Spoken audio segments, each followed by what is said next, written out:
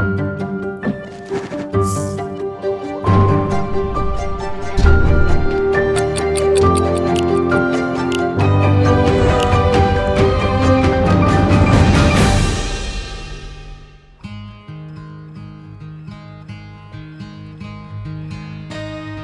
aí, beleza?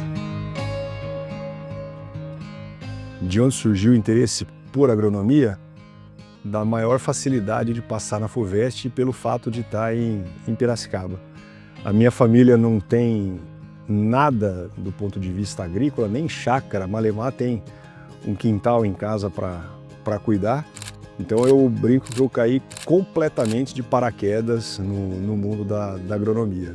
O que para mim, de certa forma, foi muito legal, porque daí eu gostei do que eu vi lá dentro. E tem uma recomendação que eu sempre coloco para o pessoal que não sabe o que é fazer da vida e chega nesse momento chato aí, que é escolher uma carreira.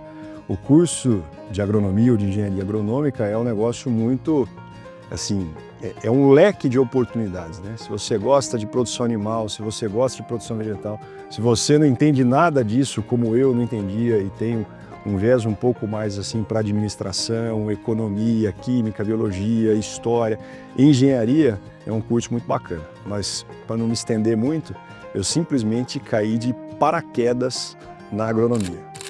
Eu comecei a dar aula por uma necessidade, sinceramente, financeira. Eu fui pai muito jovem, eu estava no final da graduação, minha filha nasceu em 2010, eu estava no quinto ano, já estava no PSEG e surgiu uma oportunidade aí de fazer mestrado. E sinceramente foi principalmente pela questão da bolsa, uma complementação de renda. Aí eu fui fazer o mestrado, depois me estendi para o doutorado. Aí a questão da aula foi o seguinte, nós tínhamos um curso com o pessoal da Raizen.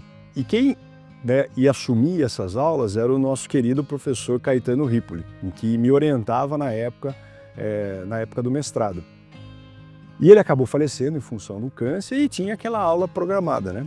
E aí eu falei o seguinte, bom, aqui nós temos uma oportunidade, eu tinha um cagaço de falar em público, você pode perguntar principalmente isso pro Daniel, eu falei cagaço, né?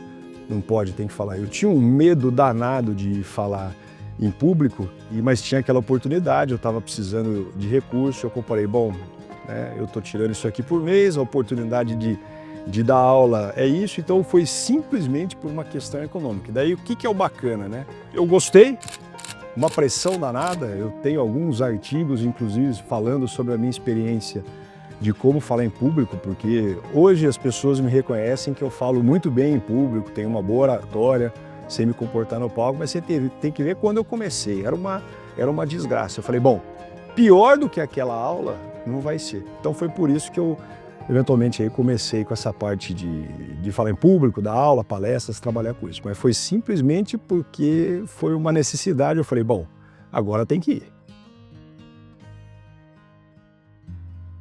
Como eu disse, eu acabei caindo no mundo da agronomia e uma coisa interessante, né? Eram 200 vagas, eu fui o 200º, eu sou o último da primeira chamada. Então, como eu disse, eu já caí de paraquedas, e aí a gente começou a fazer as disciplinas. O primeiro ano de agronomia é muito chato, porque você acha que você está numa extensão do terceiro colegial, uma extensão do cursinho. É só aula de química, biologia, um negócio muito conceitual que você fica até desanimado. Aí a partir do segundo ano as coisas começam a melhorar, do ponto de vista de você conhecer, né, outras coisas novas. E aí você começa a procurar estágios para complementar. E em 2007, eu entrei na escola em 2006, em 2007 eu participava de um grupo de estágio que se chamava GPO, Grupo de Práticas Oleaginosas, que quem era o coordenador desse grupo era o professor Gil Câmara. E o Gil era o cara que ajudava o PSEG, na época, a parte de cursos, a estruturar as grades do curso de MBA em agroenergia, ou a parte mais agrícola, que foi um dos primórdios dos cursos que o PSEG oferecia. E aí, acho que em função do contato do Gil com o Daniel e com o Pedro, né, estava começando essa questão da aderência dos projetos. Acho que o Daniel deve ter oferecido, falou, ó, surgiu uma oportunidade aqui. Na verdade, o Daniel deve ter perguntado para o Gil, Gil, nós estamos com algumas oportunidades aqui relacionadas a projetos Você não tem nenhum bicho aí para indicar? E aí eu lembro que o Gil levou isso numa das reuniões do grupo de estágio e falou, olha, tem essa oportunidade. E aí eu me interessei, eu e mais um ou dois colegas que estavam lá. E aí fui conversar com o Daniel na época, isso aí, no final de 2007. Aí eu chego lá, um japonês meio fora dos padrões, né, grandão, forte, tinha cabelo naquela época, parecia, sabe, aquelas bolinhas que você rega e cresce o cabelo assim, aqueles xaxinzinhos. A turma tá dando risada aqui, mas é verdade. Um beijo pra você, tá, Daniel? Não sei se a turma vai colocar isso aí no vídeo. Aí eu cheguei lá na sala, chega o Daniel, ô bicho, tá bom, tudo bem, beleza? Que você entende de cana?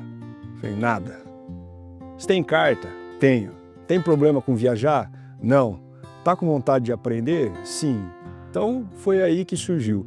Eu não tinha nenhuma experiência e aí a gente começou a fazer. Então foi desse jeito que foi a formatação e o início do P7 Projetos. Para você ter uma ideia, eu não sei se alguém vai comentar isso, o P7 não era nem naquele prédio das ciências humanas que tinha lá na Exalc. O P7 ficava numa baia, numa célula, vamos dizer assim, dentro do CPE. Então foi nessa época que eu conheci o Daniel e foi nesse enredo. De novo, caí de paraquedas e aí começamos a trabalhar. Aí você me pergunta qual que era a remuneração do estágio, né? Aprendizado.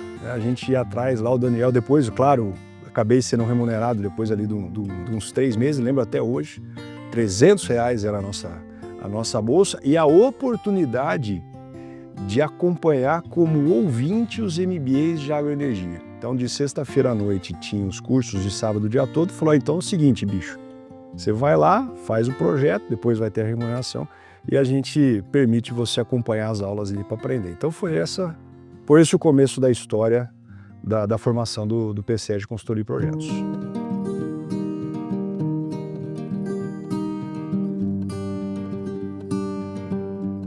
Eu devo muito ao P7, tá?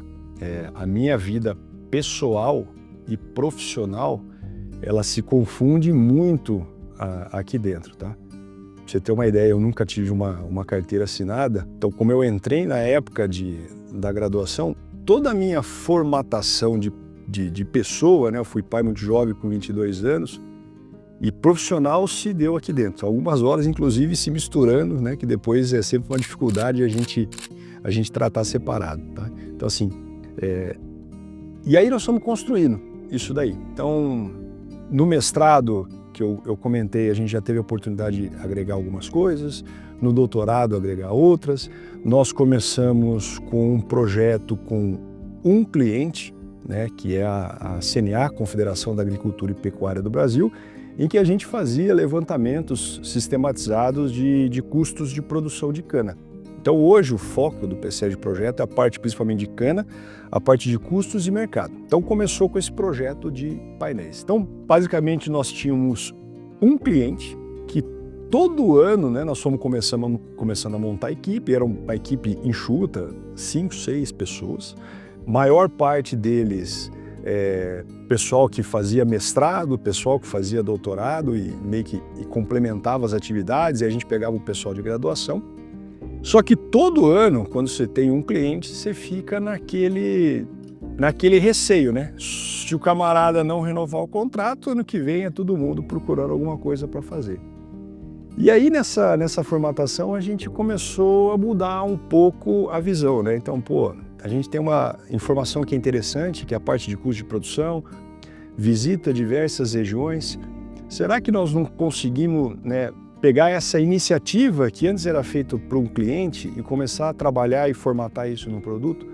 Foi daí que a gente começou a fazer os comparativos mais dedicados à usina. E aí foi montando um tijolinho a tijolinho, e aí a demanda de trabalho vai crescendo, você precisa fazer a captação e a contratação de novas pessoas, e aí a gente vai se organizando. Então, felizmente nós estamos aqui desde o começo, né? Eu cito que tem 4 pessoas importantes aí na formação do P7 Projetos, que é o professor Pedro, obviamente, o Daniel, E tinham na época, eu estava na graduação, e tinha na época 2 mestrandos, que era o Carlos Xavier e o Leonardo Zílio, que hoje, né, tocam as suas vidas com outra coisa. E nessa época quem ficou fui eu.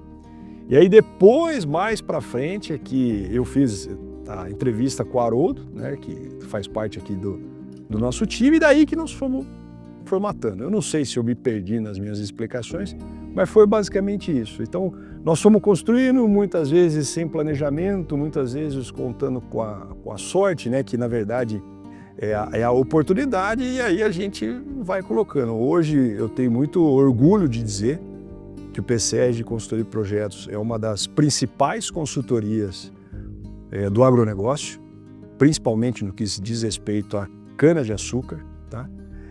Eu sempre brinco também que nós não estamos atrás de ser a maior consultoria, né, mas sim ser a mais respeitada. Então, hoje a nossa reputação, a nossa credibilidade é um dos grandes trunfos, né, um dos maiores orgulhos que eu tenho aqui da parte do PSEG Consultoria de Projetos.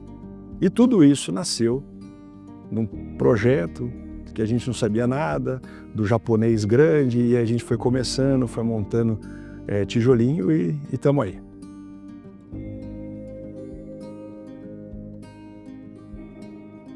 O PSEG Consultoria de Projetos ele é muito focado no setor sucroenergético. Então, cana-de-açúcar, açúcar, etanol, bioeletricidade. Tá? Esse é até um ponto de atenção que a gente trabalha internamente, porque existe um desejo de diversificação e a gente trabalhar em outras áreas. Então, grãos, citricultura, silvicultura, enfim, para tirar os ovos do mesmo cesto para a gente utilizar de um clichê.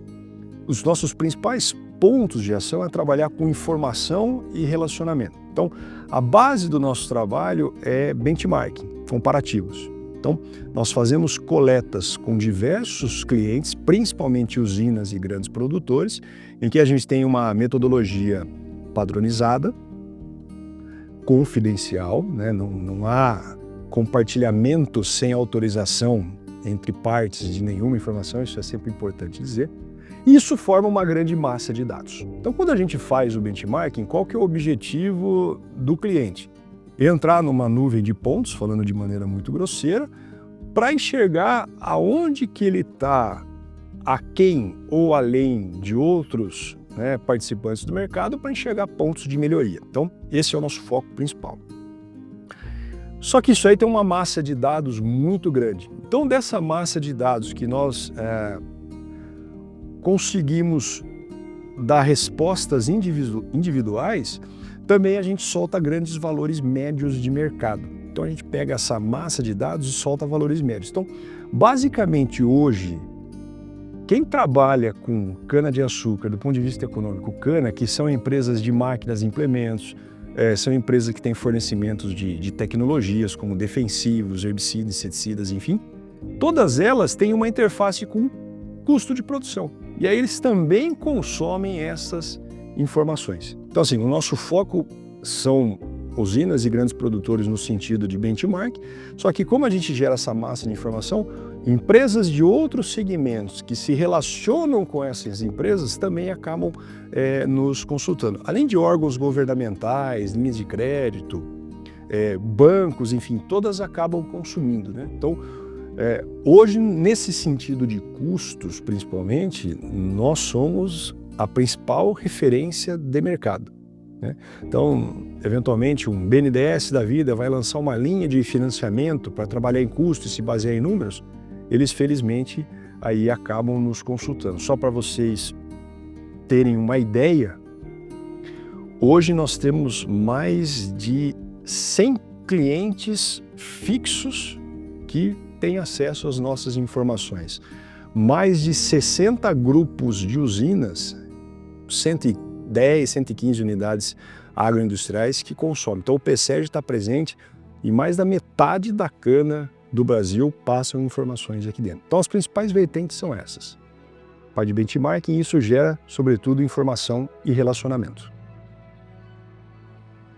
Como o nosso viés é do ponto de vista mais como uma consultoria, então todas as aulas e treinamentos que eu acabo participando são mais no sentido de atrair clientes, né, para a gente fazer uma discussão de conceitos internamente e aí fazer captação de novos projetos.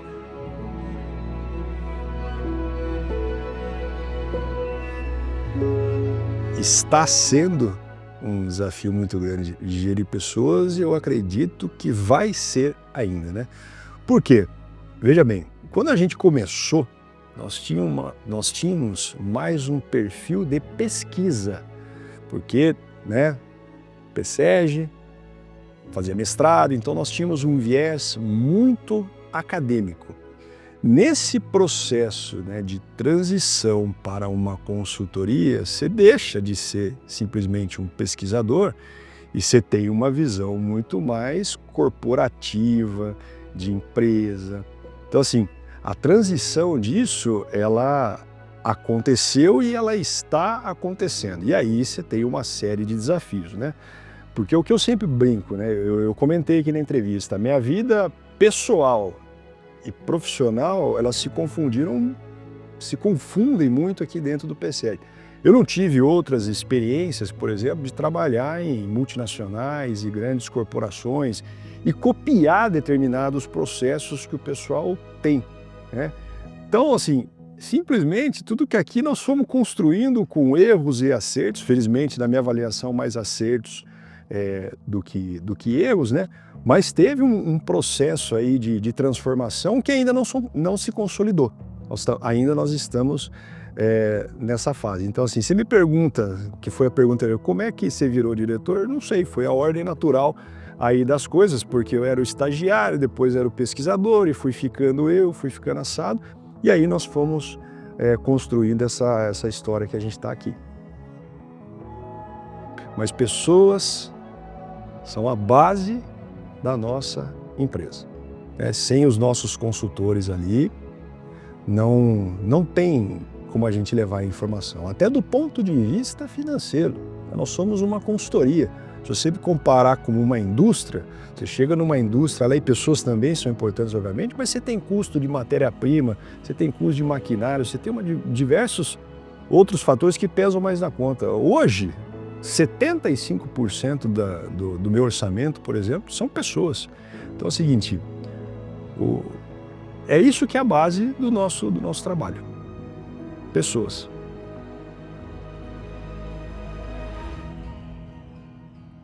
Quando eu conheci o Daniel, ele na entrevista ele falou assim, ô bicho, você sabe mexer no Excel? Eu falei, lógico que eu sei mexer no Excel.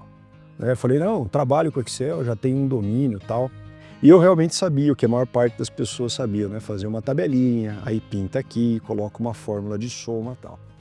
E aí eu comecei a trabalhar com o Daniel. Aí o Daniel falou, não, então faz uma fórmula assim. Eu falei, cara, como assim faz uma fórmula assim? Eu não sei o que é isso. Não, vem cá, bicho, eu vou te ensinar. Aí ele me ensinou, eu falei, cara, como eu sou ruim. E aquilo mudou a minha vida. A fórmula C, eu brinco, e o Daniel, né? Mudou a minha vida porque daí eu comecei a automatizar, eu comecei a aprender, comecei a fazer as coisas, né? Aí o Daniel até brinca comigo, porque hoje ele vem perguntar para mim como é que eu faço as coisas no Excel. Ele falou assim, a cria virou agora mais do que eu, né, bicho? Tá ensinando o doutor. E realmente, então foi tudo desse ponto de partida. E eu comecei a trabalhar muito com Excel. Eu nunca cheguei a fazer curso, mas, cara, com os projetos que a gente fazia, tinha que desenvolver modelos e planilhas, era 8 horas sentado, trabalhando com planilha, aí você vai aprendendo, bate cabeça daqui, pergunta para os outros como é que faz. Tem uma foto minha do Daniel que circula no PSEG, era aqueles computadores, imagina, não tinha notebook, era aquele computadorzão grande, inclusive o primeiro computador que eu tive notebook era um computador que foi do Daniel, eu lembro até hoje que o fundo de tela era ele sentado com os gêmeos deles no colo, pra você ter uma ideia. Esse cara, um deles já é bicho nosso na Exalc, de tão velho que a gente está ficando. E aí fui mexendo com Excel. E daí mexendo com Excel, bem, chegou o pessoal da equipe, da belíssima equipe do audiovisual, esse documentário deve estar ficando um espetáculo, diga-se de passagem. Chegou o botão, a gente está precisando de conteúdo assim para colocar nos intervalos do MBA. E, cara, você mexe bem com Excel, você não topa gravar uns vídeos aqui pra gente com dicas, etc. E aí, de novo, eu fiquei com medo, né? O mesmo medo que eu tinha de falar em público, e depois tive que vencer isso por questões naturais, aí eu tinha um medo, falei, cara, nossa, falar na frente da câmera vai ficar uma bosta, vai ficar ruim, vai ficar ruim. Falei, mas você quer saber? Não, Botão, vamos tentar. Se ficar ruim, a gente não leva para frente, né? Então, na época, era o Arthur Nunes com a Juliana Goulart que fizeram essa provocação, entre aspas, e eu fui lá e comecei a gravar. Aí comecei a gravar, tal, e tava dando certo, o pessoal tá gostando, aí o pessoal falou, pô, Botão, vamos fazer um teste? Vamos tirar isso daqui somente dos intervalos do NBA e vamos levar isso pro YouTube, num canal. Eu falei, não custa nada, vamos lá, né? E aí começou a surgir o botão do Excel. Acho que hoje passa dos 30 mil inscritos, eu até parei de publicar conteúdo lá, porque, de novo, o Excel era uma coisa que eu gostava, aconteceu sem querer, foi uma boa vitrine, mas aí com a evolução da consultoria eu precisei abrir mão disso, né? E aí a gente chega no Chupacana Show, que nós estamos nesse maravilhoso cenário aqui no PSEG. Como é que surgiu? Eu gosto muito de velho, sabe? Eu adoro um velho. E o nosso setor energético tem muito velho. E caras extremamente importantes para a história do país, no desenvolvimento do etanol, no amadurecimento do açúcar, no desenvolvimento da cana-de-açúcar. E caras que você não encontra eles. Se você colocar os velhos que veio aqui no Chupacana, coloca o nome dele na internet, você não achava nenhuma história. Aí eu virei para o Haroldo, falei, Haroldo, vamos montar um programa de entrevistas, um Jô Soares aí, que a gente chama os caras aqui não somente para falar de cana, porque senão fica um saco. Porque cana tem canais dedicados a isso. Vamos montar um negócio de bate-papo, cara. E depois a ideia é até transformar isso num livro para ficar histórias e registros. Falaram, boa ideia. E aí que foi o Chupacana Show. Então, até pelo próprio nome e até pelo meu jeito, né, mais assim, não tão formal e descontraído, eu falei, cara, vamos pôr o nome de Chupacana Show, que também era uma brincadeira antiga que a gente fazia, e vamos começar a entrevistar essa turma aí. E aí que deu. Então hoje, infelizmente, é uma iniciativa de muito sucesso. Pode ser que não tenha uma grande audiência a nível macro, porque eu sei que é uma temática assim, pô, eu vou falar de cana. O que o Kevinho quer saber de cana? Nada, né, meu? Não é o dia a dia dele, mas no nosso setor, onde a gente atua, onde o PSEG Consultoria e Projetos atua, é uma iniciativa muito bacana. E tá tão bacana que daí agora nós paramos de chamar só velho. Nós estamos chamando agora um pessoal novo, porque qual que é a minha ideia? Que daqui 20 anos, 30 anos, a gente entreviste ele de novo. Vamos fazer assim, cara, o que você falava lá, o que você falou aqui, o que você achou que ia acontecer, o que aconteceu. Meio, sabe aquelas histórias de um recado para você mesmo? Então é muito legal. Essa foi a ideia do Chupacana Show. Eu adoro fazer. Entrevistar a terceira idade que vem aqui. Um beijo pros velhinhos que vem aqui. Fala, galera, beleza? Bem-vindos ao Chupacana Show, onde você encontra informação com descontração com o João Botão. Nós começamos numa sala com uma mesa, em 2, 3, 4 caras. Hoje já evoluímos. Temos pouco mais aí de 30 colaboradores, né, de 30 pessoas que trabalham com a gente. Somos uma das principais consultorias mais respeitadas do mercado de cana. E o que eu acho, né, o que eu desejo, o que eu trabalho todo dia para daqui a 20, 25 anos, onde a gente vai estar, é que isso aumente e se perpetue, né? O nosso desejo é ser uma referência para o agronegócio brasileiro, saindo um pouco da porteira saindo somente dos canaviais e indo para o agronegócio. Eu tenho certeza que nós vamos conseguir isso, inclusive com representações em esferas políticas, institucionais, que sobretudo colaboram aí para o desenvolvimento do país, né? Porque ganhar dinheiro é bom, mas quando a sociedade vai para frente, Isso daí eu acho que é um grande gol de uma pessoa, né? É algo que pelo menos eu almejo. Então, daqui 25 anos, esse é o nosso desejo, ser considerado, como eu disse, não a maior, mas a de melhor reputação, a de maior credibilidade do agronegócio. E uma coisa que eu brinco muito aqui dentro, o nosso desafio aqui, o meu desafio, é que saia uma personificação de que necessariamente eu estou indo para frente. Eu quero, assim, PSEG, consultoria e projetos, ser reconhecido como essa empresa do agronegócio brasileiro.